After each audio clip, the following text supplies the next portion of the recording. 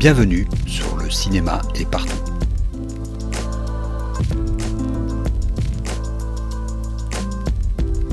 Un podcast sur l'industrie du cinéma et ses évolutions.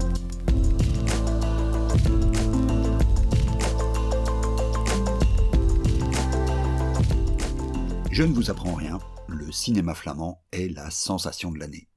On connaît tous l'insolent succès critique de Close de Lucas Dont, Grand Prix à Cannes, et ayant fait la couverture de toute la presse culturelle lors de sa sortie. Et aujourd'hui, 14 décembre 2022, sort Les Automontagnes de Felix van Groningen et Charlotte van der Meersch, qui était, lui, reparti avec le prix du jury au même Festival de Cannes. Sans oublier Rebelle de Adil El Arbi et Bilal Fallah, présenté en séance de minuit, toujours à Cannes, et les films où la Flandre a, d'une manière ou d'une autre, brillé, en y plaçant un acteur ou en coproduisant les œuvres. Mais avez-vous entendu parler de Zillion, de Robin Pront ? Moi non plus. Pront n'est pas vraiment un inconnu, puisqu'il a réalisé, entre autres, Dardenne. Pourtant, personne dans la presse francophone ne parle de son nouveau film. À peine une critique recensée dans La Libre Belgique, sanctionnée d'1 étoile sur 5. Mais c'est à peu près tout. Ce n'est certes pas la première fois qu'un film flamand passe totalement inaperçu du côté francophone. Mais Zillion aurait dû, quand même, éveiller un tout petit peu plus d'intérêt chez nous.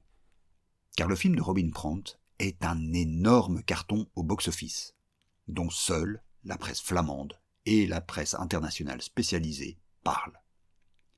En date du 11 décembre, le film a attiré 510 000 spectateurs, pour 5,5 millions d'euros de recettes.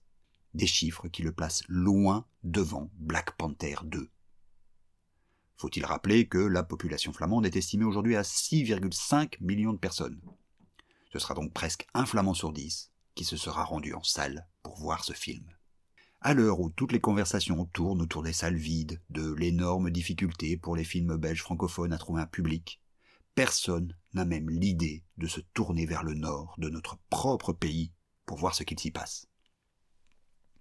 Et pourtant, il y en a des choses à dire sur cet exploit, qui devrait faire pâlir toute l'industrie. Tout d'abord, restons dans les chiffres de fréquentation. Les estimations du distributeur font état de la moitié des spectateurs dans la tranche d'âge 18-35 ans. Dans une période normale, ce chiffre serait plus ou moins dans les normes. Mais aujourd'hui, où l'on pense qu'il n'est plus possible d'attirer les jeunes dans les salles, il y a lieu d'accueillir cela avec un certain triomphalisme. D'autre part, parlons budget du film. Zillion a coûté 7,4 millions d'euros, ce qui le place dans la fourchette haute des coûts de production en Belgique. Si ce n'est que le tournage a dû être arrêté lors des confinements, ce qui a fait exploser les coûts, probablement de 20%. Le film redescend ainsi dans une gamme budgétaire qui n'est pas très éloignée d'une coproduction belgo-française telle qu'on en produit par chez nous. Évidemment, dans l'état actuel des choses, le film n'est pas encore rentable. On parle ici de 5,5 millions de recettes, dont une partie seulement remontera au producteur. Mais avec une exploitation en salle nationale à un tel niveau, nul doute que Zillion sera, à terme, une très, très bonne affaire financièrement parlant. Pour en arriver là, le film a bénéficié d'une campagne de promotion comme on en connaît peu.